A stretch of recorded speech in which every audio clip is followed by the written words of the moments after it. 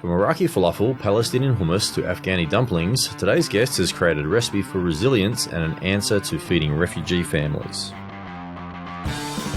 From Blue Tribe Media, this is the Good Business Podcast, the show where we talk to business leaders, social entrepreneurs and innovators about aligning profit with purpose and how you can make doing good, good for business. Now here's your host, James McGregor. In today's episode, I'm talking with Kim Lim, who is the co-founder of PichaEats, a food business rebuilding lives for refugees in Malaysia. Now, PichaEats has a simple mission to serve you great food. But as you enjoy your meal, you're also providing an opportunity for refugees in Malaysia to start a new life. The chefs have all been forced to flee to Malaysia for a variety of reasons, and PichaEats specialises in delicacies from the homeland of these chefs, from Iraqi Falafel, Palestinian Hummus to Afghani Dumplings and Syrian sweets. Through PichaEats, refugee families who are forced to flee to Malaysia can get a chance to rebuild their lives, regain their dignity and provide for their family. In this episode, I talk with Kim about what caused her to establish PichaEats with her co-founders. We will hear the stories of the refugees they're helping and the many challenges she's faced along the way. Let's check it out.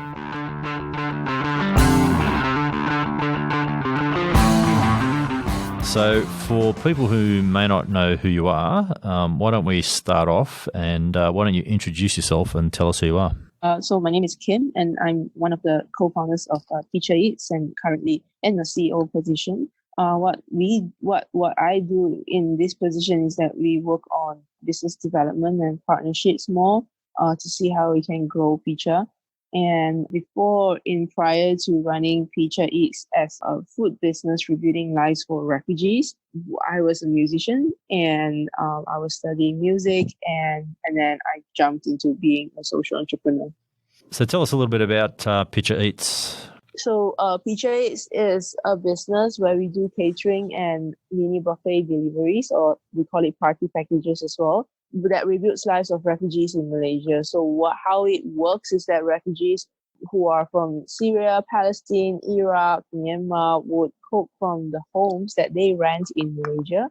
And then we would deal with all the logistics and operations to deliver them to customers. So that's how we've been running since 2016. Maybe take us back a bit, and can you go back before PichaEats came onto the scene?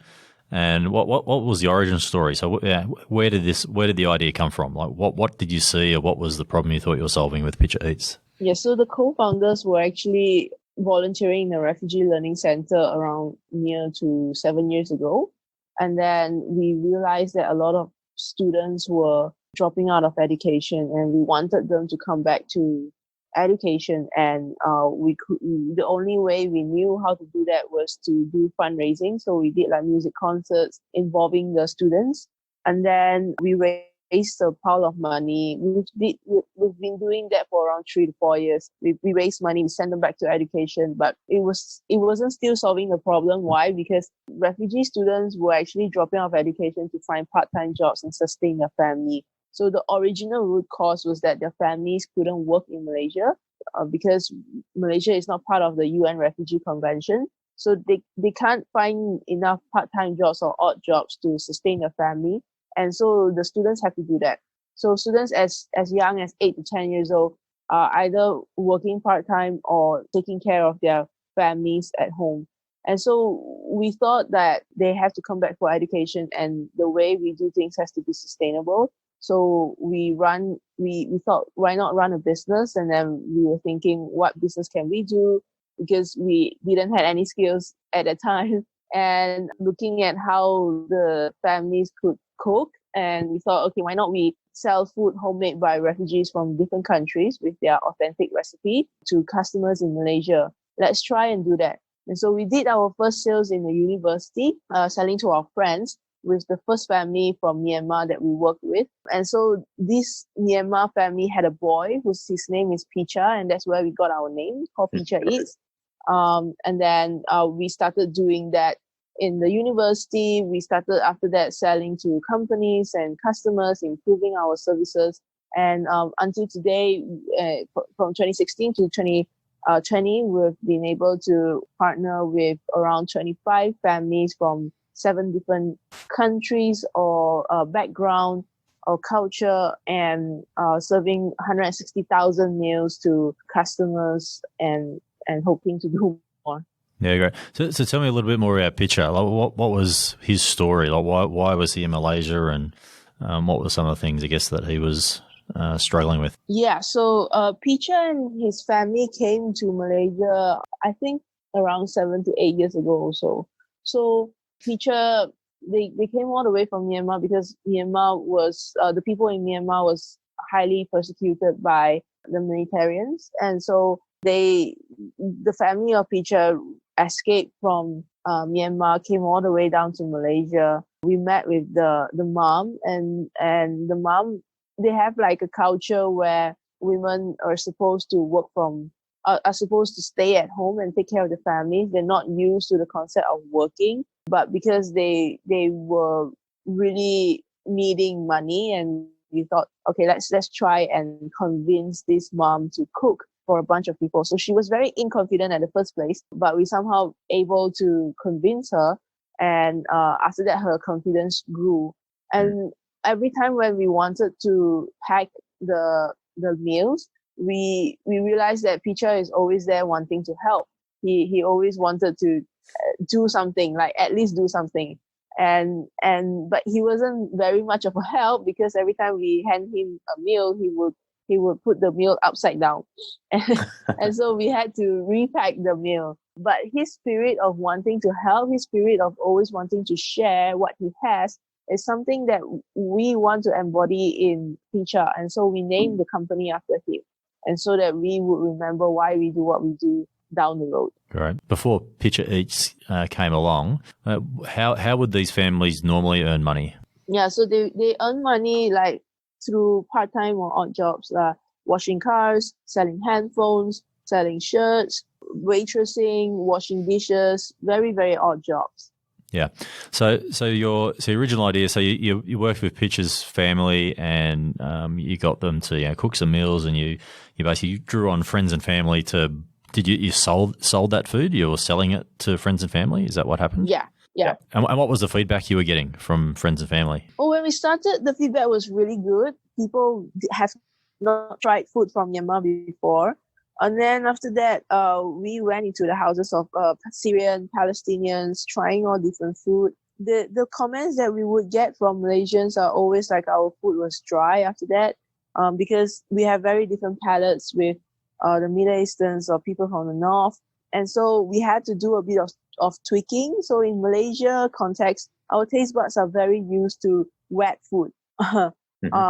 So we had to do a bit of tweaking. We had to do a bit of a training, and eventually we kind of found out what was the problem, and we fixed it. Right now, customers are happy with the food. I wouldn't say 100% of people agree with the food, because Malaysians are so they love their food so much. Sometimes they can't get used to food from Middle Eastern sometimes, which reminds me that Malaysians sometimes have more explorative in the taste buds. But other than that, people are very receptive of the idea, and they like the food, they like the service, where we try to improve our service too. So after friends and family, what was the next thing you did? Like where did you go to try to get more customers? We went to companies or small medium enterprises. So what we did is we did cold calls, we did cold emails.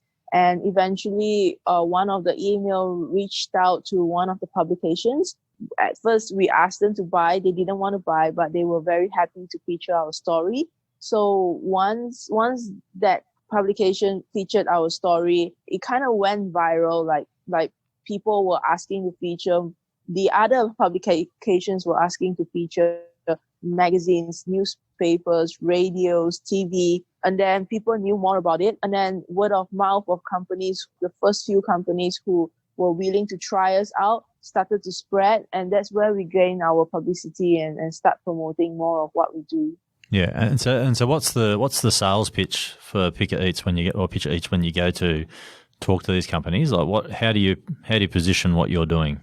We position ourselves, the first 2 years, we do position ourselves as a social enterprise trying to help the refugees, and this is what they can do. They can cook. Well, before PichaEats, we were called the Picha Project, and people would always view us as a project, and a project who helps refugees with food. And last year, we changed and rebranded to PichaEats because we want people to know that we're not just a project. We're a company, we're a food business, and we're here to stay. We're here to provide the necessary training and a platform for refugees to be catering to the customers. And so today, when we are doing a pitch, we always tell people we're a food business. We're a food business. We do catering services and mini buffet deliveries. It's just so that our chefs are refugees that are staying in Malaysia. Talk us through one of those sales pitches. So when you go meet a client for the first time, how do you start off? Are you talking about the social mission first, or are you maybe give us an impromptu sales pitch as if I'm a company wanting to looking for a caterer? Yeah, sure. So we would always start off with like why we started at the first place, who are we and the problems that we face at the first place and why we exist. And then after that, we will say these are the services that has evolved from the mission or the why that we start off. And then after that, the services that are available are like catering, mini buffet deliveries or meal boxes. And then we would brainstorm in what way we can actually service the customers. Sometimes they don't require all these services. They require other things. And then we would think, how can we involve our work into their daily agenda? Or try to understand like how their daily agenda is like that we can put our services be part of their company. And then we will always bring food for food tasting, and that's how we do the pitch. Great, yeah. So I think that's so leading with the why. Actually, what do you tell them is the reason you do what you do? Your why. We would definitely tell them like the story of how we started or how the co-founders started, and then we tell them the problems that Malaysia has faced because we have 180,000 registered refugees. Malaysia did not allow them to work, and a lot of them might end up creating social problems for Malaysia. And so we must have a platform where they are producing and contributing. And so Picha is this platform. And when you hit that spot, people will be like, okay, I want to be part of this movement already. And then you gave them a how. The how was to eat with us, to buy with us, to purchase with us, and believe in our services because we have good reviews on Google, and you can go check them out. And through word of mouth, people knew what PichaEats is as well. And so they will give it a try. Yeah. I think that's exactly the right way to go about positioning something like this. I've just this weekend gone by, I was at a university and we were running it's like an entrepreneurship program for university students. And the very first presentation is Start With Why, which is Simon Sinek with his thing back in 2009. I think nailed it on the head. And it's Golden Circle. Yeah, exactly. And it gets people into, if you start with why, it attracts the types of customers that want to work with your product or service. But there's also a really strong behavioral science and neuroscience reason why it's really successful. Because as you said, when these companies hear your story, they want to be part of that movement. And the food's not secondary. It's still important because obviously they want a caterer. But the movement, it becomes bigger than the food. Yep. Yeah. And so what sort of businesses are you working with then? We have catered to businesses from Facebook to banking industry, insurance industry like Allianz, all the way to Google and small, medium enterprises, even local startups here as well. Yeah, great. And so going back then, when you were getting PichaEats set up, so you started off selling to some friends and family, and then you expanded to some business. I mean, what have been some of the toughest and hardest challenges that you've faced in sort of getting it off the ground? Regarding to getting off the ground, I think the first thing that we started without business background. Mm-hmm. So we got into an accelerator program 4 months to accelerate our learnings and our progress. It did us a really good bit at the time. And then we were faced with operational challenges because we were not good in that as well. So we faced a lot of mistakes, and then we had to fix them. And then after that, the next challenge was then partnering with the families or the chefs that comes from different countries because they have different culture. So it took us some time to understand how to work with them. And then following the years, it was then how to hire, how to gain leadership quality that people would respect you and want to work with you, because people would like your cause, but people might not respect you as a person to be working with you. And so there was a lot of self-leadership, self-awareness thing going on with us. So all these were all the challenges that we faced when we started. Yeah. So I just want to get back to that accelerator program, because your story there of, being a student that was inspired to do something but had zero business skills to start with. When you think back to that accelerator program, what do you think is the biggest skill sets that your superpowers you got from doing an accelerator program around your sort of business skills? I think the biggest skill set that we had at that time was numbers, because being a person who has zero business skills, numbers won't come natural to you, but numbers are the thing that will drive your business. So numbers, whether it's tracking your marketing results or tracking your costing or tracking your operational level, it took us quite some time to get used to numbers. We hustled a lot at that time, but we also struggled quite some time to be understanding how numbers were so important to us. Yeah.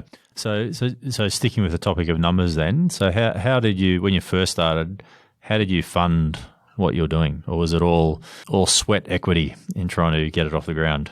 It's a lot of sweat equity, I would say. We started without any capital. Why? Because we made people pre-order or prepay their orders. That's where we start rolling the profits. Our first capital probably was just 30 ringgit to the families or the chef to try out the food and to try cooking the food. And then after that, it was just getting the revenues in and then rolling on profits, being really lean. But one thing is, as a social business or as a social enterprise or a business trying to do good, it's very important that we remember to pay ourselves. So we started with a mindset that we had to pay ourselves, no matter whether it's a few $100 or a few $1,000. It has to be in your accounts. And then you would always push yourself to be making that revenue. Or else you'll be like, okay, I don't really have to pay myself this month. This revenue is fine. You'll be contented with what you have. And so we always try to pay ourselves. And every 6 months we would add another few $100 into our salary, just to push ourselves to make sure that we make those revenues. Yeah, and I think it's really important that social enterprises need to, perform at the same standard as any for-profit business, because if you need resources to deliver on the impact that you're trying to deliver on, and often those resources require financial resources. So you need to be very mindful of the numbers, otherwise you get in trouble very, very quick. And then it's not sustainable. Exactly. Yeah, and you can't live on love. It was as passionate as you might be about the mission. You still need to pay the bills, and you need to get customers through the door, and you need to do all those things that you need to do for a business. So, if there was someone listening out there right now, and I've just finished training 100 odd university students who have this burning desire to make something great happen in the world. From what you've learned so far, what's one piece of advice that you give someone like that?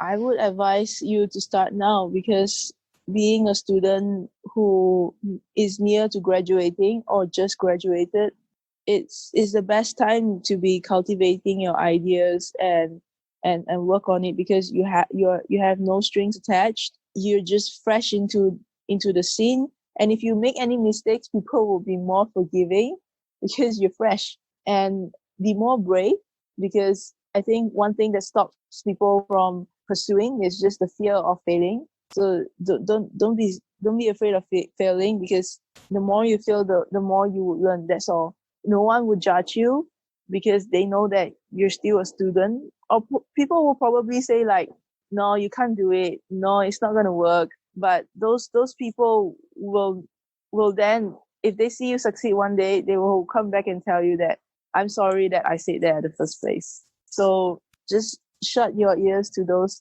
naysayers and find the people that would believe in your mission. And in that time of before graduating or after graduating, it's the best time to be doing this. You have so much time. It's the golden time. Great. Excellent advice. What's PichaEats look like today? How big are you? How many sort of chefs have you got? We are at like 10 full-timers, 15 part-timers, and partnering with near to 20 chefs right now. So the 3 co-founders have no cooking background. So we used to not know how can we fix their recipe or things. But today we have an in-house chef. We can start doing research and development on good recipes or recipes that will excite people. And we can work on more of the recipes that are from the chefs and improve them. So I think one thing very important to put our mind into is to focus on the service and the product that we are selling. So it's not, in the end, yes, the social mission could look really sexy in the first place, but after that, people want to make sure that they receive the quality product and quality service. So we have a bit more manpower to be focusing on these 2 things today. In terms of number of meals, if you could do an estimate, how many meals do you think you're serving each week? I don't have like each week, but each month we serve between 3,000 to 5,000 meals, depending on festivities. Yeah, great. Awesome. All right. So if people wanted to learn more about PichaEats or to get in touch, what's the best way for them to connect? You can connect with us on any platform like Instagram, Facebook. We're on TikTok as well, on LinkedIn. We're very much active on LinkedIn. Or just head on to pichaeats.com or just email us at hello@pichaeats.com. Great. Awesome. We'll put all those links in the show notes for people who might be out on a run at the moment or in their car and can't take notes. So let's wrap up with what we call our Mad Minute. So it's five questions in 60 seconds. So what's the best piece of advice you've ever received? Be you, be authentic. What's your favorite business book? My favorite business book for right now is The Ride of a Lifetime by Bob Iger. Great. And when you were a kid, what did you want to be when you grew up? A doctor. A doctor, not a rock star? No. A rebel rock star? After that, it was a rock star, yeah. Fair enough. What's your favorite quote? Being successful is being consistent. And if you could go back in time and give your 20-year-old self some advice, what would it be? Make more mistakes. Make more mistakes. That's it? Yeah. Make more mistakes, fail more, learn more. Good advice. All right. Well, that's it for another episode. So, look, really, I think, even that sales pitch you gave before, I think that's going to be really useful for people listening. Start with why. I think the mission's great, but you also sound like you're getting those really foundational business skills around understanding the numbers and understanding that if you're going to have a business that does something in sustainability or some sort of social impact, it also needs to be a sustainable business. So wish you the best of luck in the future. I can't wait to see what you guys do, and thanks for joining us on the Good Business Podcast. Yep, no problem. Thank you so much.